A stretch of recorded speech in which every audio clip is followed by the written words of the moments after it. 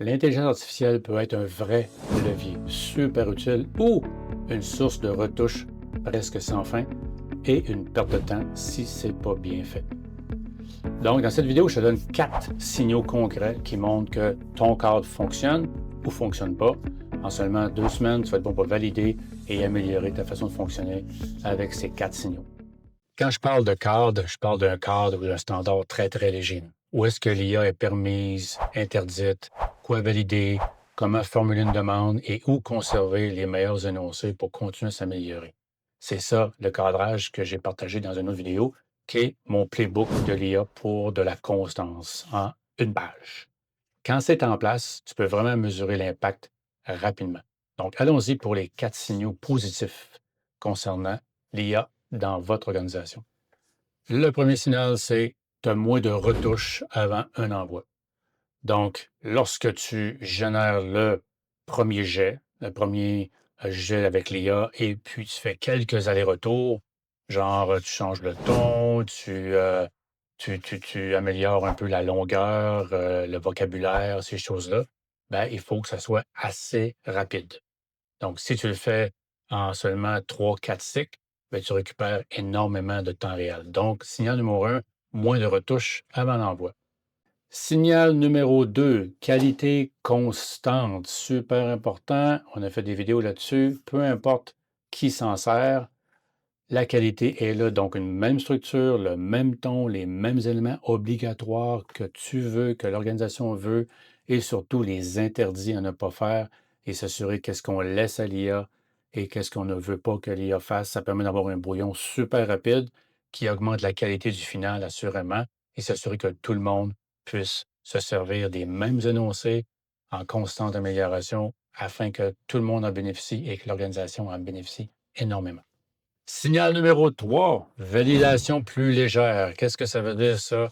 C'est que maintenant qu'on a de la constance, maintenant que les retours, les cycles sont plus rapides pour convertir un brouillon très, très puissant, il y a moins de validation. Donc, la validation prend moins de temps.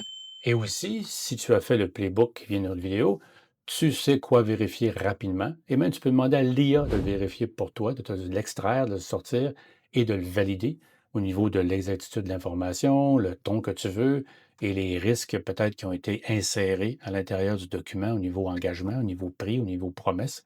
Donc, tu ne relis pas pendant 15 minutes, tu relis pendant 2, 3 minutes maximum et où tu demandes à l'IA d'extraire certaines choses pour toi et t'assurer que la cohérence est là. Et le quatrième qui est très important, c'est l'adoption.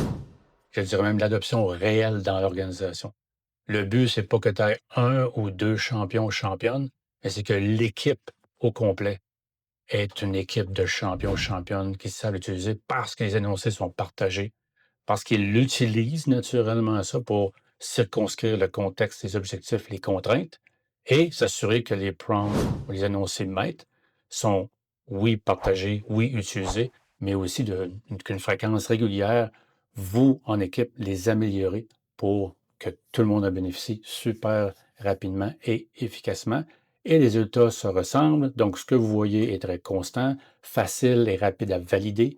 Les résultats ne font que s'améliorer, la vitesse ne fait que s'améliorer si vous travaillez sur vos énoncés et s'assurer que tout ça, ça se tient et que le gain devient vraiment durable.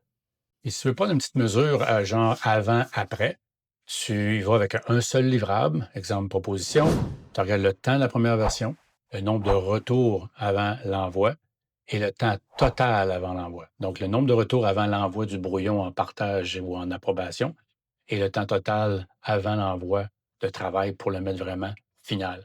Tu compares, tu essaies de comparer avec le passé, c'était déjà un peu une approximation ou même des vrais temps.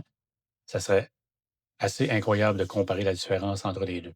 L'autre chose que tu peux faire au niveau, c'est d'avoir un petit rituel à chaque semaine pour s'assurer que les choses se tiennent, puis s'assurer que les choses s'améliorent. Ça peut être aux semaines, ça peut être aux mois, mais prendre vraiment les exemples et en parler avec le reste d'équipe, puis s'assurer que vous améliorez l'énoncé. Vous améliorez même quelques énoncés et vous les ajoutez au playbook.